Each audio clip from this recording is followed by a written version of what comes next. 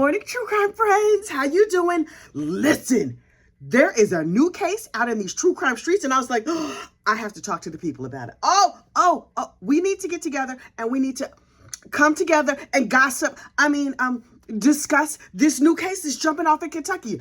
Y'all, Sheriff Mickey Stines, what happened? We're going to get into it, but first, you know what you need to do. Please like this video and subscribe to the channel. It helps other people find us. Okay, so look. Last Friday, September like the 18th or something like that. Oh, a week ago today. Today's the 27th. Okay, look. Sheriff Mickey Stines has gotten deposed in a lawsuit. But he's the sheriff, you know, right? Like, people get deposed all the time. Some of the information that he found out in that lawsuit must have set off something in his brain. And he was like, wait. This local judge has something to do with this. I need to go talk to him. And by talk, he means fill him full of lead. But let me back up and start from the very beginning. So there's a deputy. This is a very, very, very small town in Kentucky, in Appalachia, population like 2,000 people. That size town is too small for me, but everybody needs to do what they need to do, right? So 2,000 people got together. They're living in this town. Everybody knows each other. Ew. But everything is going smoothly. Sort of, but it's Appalachia. And the only thing I've heard about this part of the country is that they have beautiful, beautiful mountains and a lot of narcotics. The narcotic situation is very bad. And so, like most places, they have a drug court. In drug court, there's the sheriff and there's the deputy and there's the judge and the bailiff and all like the legally law people, right? So if you get in trouble for being a narcotics enthusiast, first of all, I hope you find healing. But secondly, you might end up in drug court. If you end up in drug court, then you're going to see the judge. You're going to see the bailiff. You're going to see all the people down there at the local jail, right? So the bailiff apparently was in charge of the ankle monitor program. See, also, this is a small community and everybody got more than one job. Like, you know, you bailiffing and you ankle monitoring and whatever else they do down there, right? So the bailiff was saying to people, listen, hey girl, I see you have that nice ankle monitor on you, but if you come over here back in this back room with me and do nasty things to my body, then I will take it easy on you. But if you don't, if you say no, I could not possibly, I have a narcotics problem, but you're disgusting, then this deputy will call the sheriff and be like, sheriff, throw this person in jail. It was a terrible situation. Ultimately, one of the women was like, you know what? I am not going to stand for this mess. I'm going to get off this narcotic and I'm going to throw that bum in jail. So this lady sues the sheriff's department, not like the main sheriff, just the sheriff's department. And so when she goes to court, they were like, okay, which one of these deputies did the terrible thing? And she was like, it was that dude right there. So she named a particular bailiff, a particular deputy.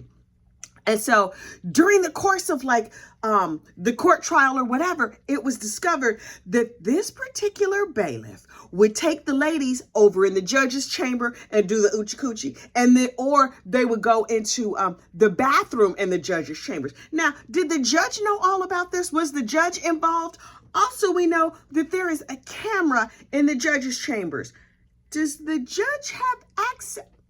Okay. So the deputy gets arrested and they throw him away in jail where he belongs. Meanwhile, the sheriff's department gets sued. So the sheriff comes forward and he's like, because I am the head of the department, I will answer all the questions that you have to answer. So he goes on down to the lawyer's office as part of this lawsuit. He's like, I'm just doing my job. This don't got nothing to do with me.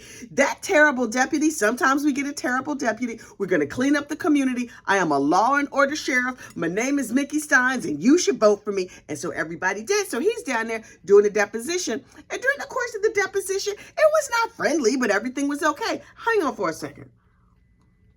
Y'all know that little bullfrog loves to get in my throat. Jeremiah, go away. Anyway, so the sheriff is down there and he's like, okay, I do my deposition or whatever. Now look, speculate with me, won't you? The sheriff found out some information during the course of that deposition that was upsetting. Do I have proof of this? No. This is what I read on Reddit, and Reddit could not possibly be wrong. So according to Reddit and other assorted internet comment sections, the sheriff was like, wait. This judge knew that people were going into his chambers, and the judge knew that people were oochieing each other's coochie over there in his office or whatever. First of all, how did the judge not know? Didn't you need like Clorox wipes or something when you came in the morning? Because I can't imagine this no-account sheriff was clean and tidy when he was doing these nasty things. So the sheriff and the judge were friends. And so the sheriff was like, you know what? Let me just go down here and have a little chitty chat with my friend, Judge Kevin Mullins, and I'm sure we can straighten this whole thing up. I'm sure it's going to be no problem whatsoever. So he goes down to the courthouse and he's like, hey, apparently the courthouse is so small, there's no like metal detectors or anything to get in. Although if you're the sheriff, they're not going to take your pew anyway, right? So he goes into Judge Kevin Mullins' office and he's like, hey, how you doing? Listen, I got a question for you. Let me see your phone.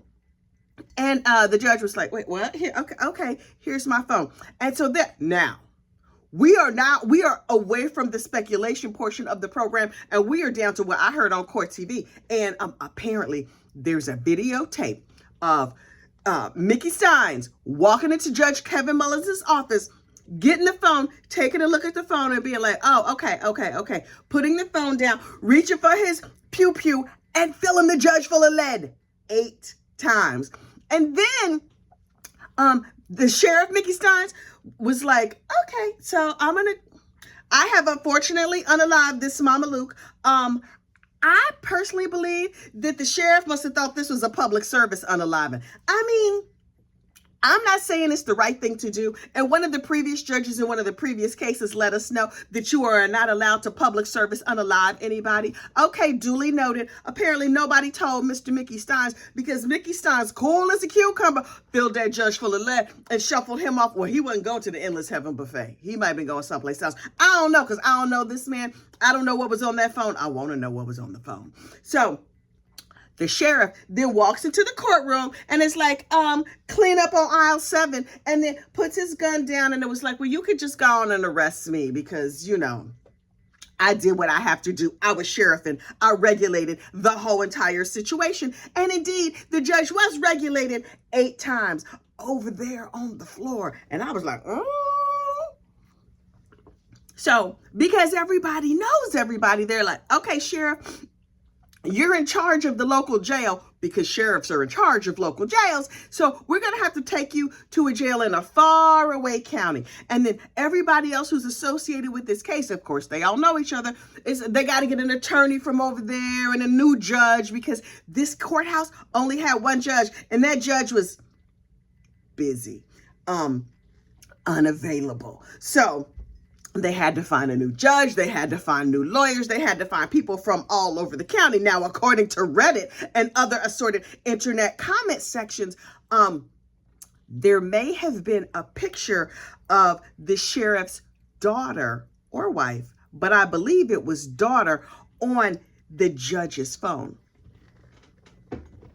Listen, again, we here at Gossip, Rumor, and Innuendo LLC do not advocate the unfortunate unaliving of others, even if they had it coming. But I could understand a circumstance where the sheriff would look at the judge's phone and see a picture of that deputy doing nasty things to his...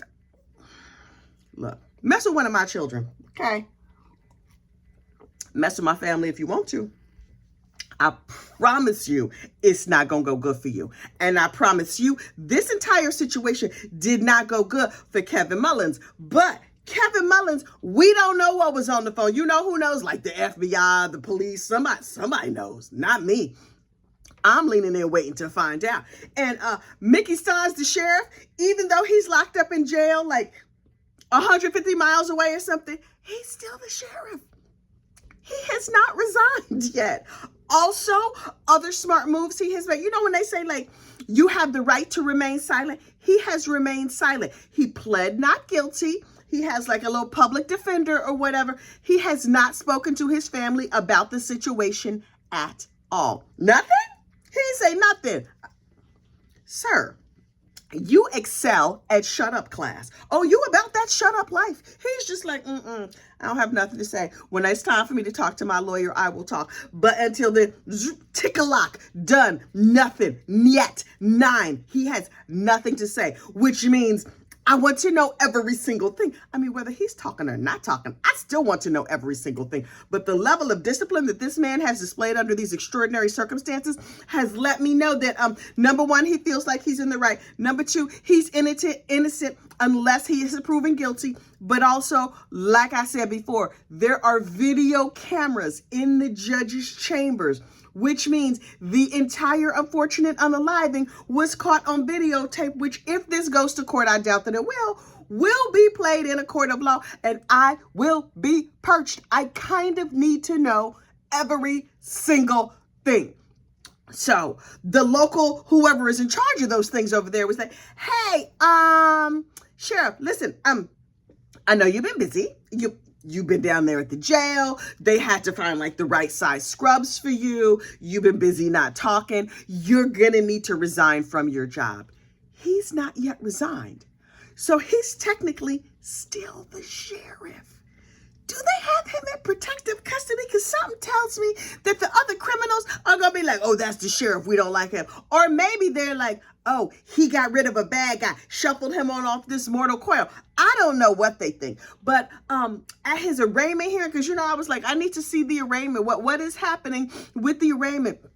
So I watched it because, deep research.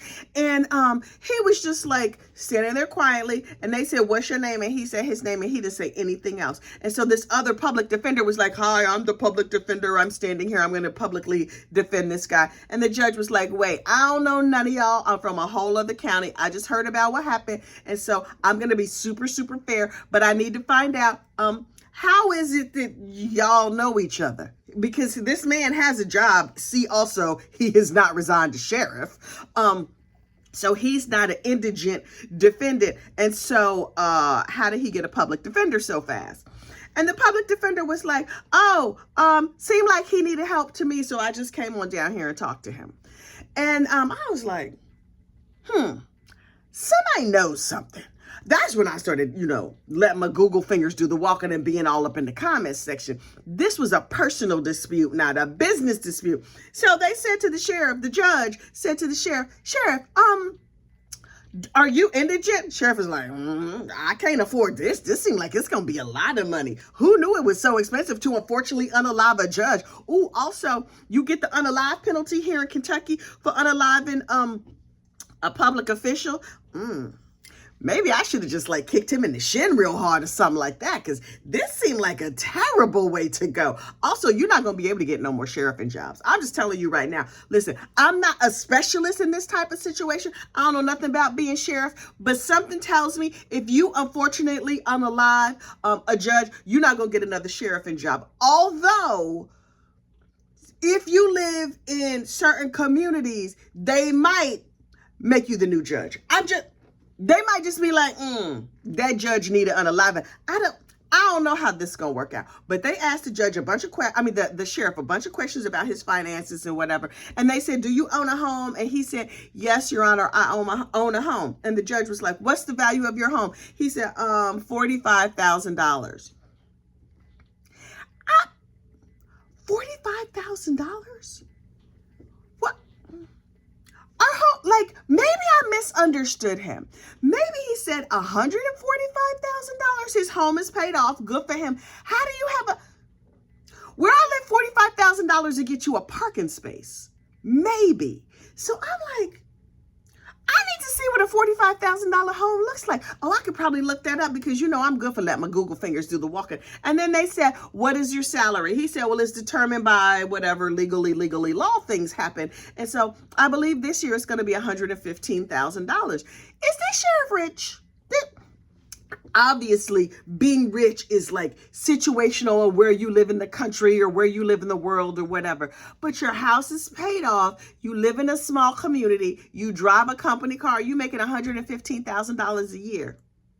Seemed like that would make him rich to me. I mean, if you make $115,000 where I live, you rent an apartment and begging Black Jesus to bring groceries to your house. But I I don't know. I'm just curious. That has nothing to do with the story. I'm just nosy and I like to know everybody's personal business. So look, I will be keeping a very, very keen eye on this situation with Judge. His government name is Sean Stines, but they call him Mickey. How Sean relates to Mickey, I have no idea. But I'm like, okay, Sean Mickey Stines, I will be all up in your business and assorted comment sections of various internet forums because I kind of need to know every single thing. I'm glad you pled not guilty. Hopefully this goes to trial and all the evidence comes out and I could just sit and marinate in all your personal business. Also, I hope your wife and daughter are fine. I hope they were, maybe it was a misunderstanding and that wasn't really a picture of one of your family members on the judge's phone. Also, for the family of Judge Kevin Mullins, may he rest. Oh, I hope he was not a terrible guy. Y'all, his widow was at the arraignment. She was in court and they said, ma'am, who are you? And she was like, I do not want to be identified. But it's a small town. So, you know, the local people were, oh, hey, Court TV, psst, psst. That's the judge's wife. That's why you don't need to live in a small town, because people just be whispering your business to Court TV for the gossip on the YouTube to find out. It's a terrible situation. Oh, I'm glad it exists, though. I'm just saying. Look, I will stay on top of this case. I will see y'all soon. If you're a member, then of course I will see you on Saturday. Today's Friday. I'll see you on Saturday and Sunday because me and the members, we get together all weekend and we have a little chitty chat. And as I mentioned before, my baby, well, he's not a baby. My son is starting a YouTube channel. He's a little baby YouTuber trying to figure himself out. So if you want to check him out, he's at Holy Apples. There's a link to his new channel in the description box. And be gentle, y'all. He's just a kid. He don't know what he's doing. He's trying to figure out the tubes of you. All right, y'all have a great day and I will talk to you later. Bye.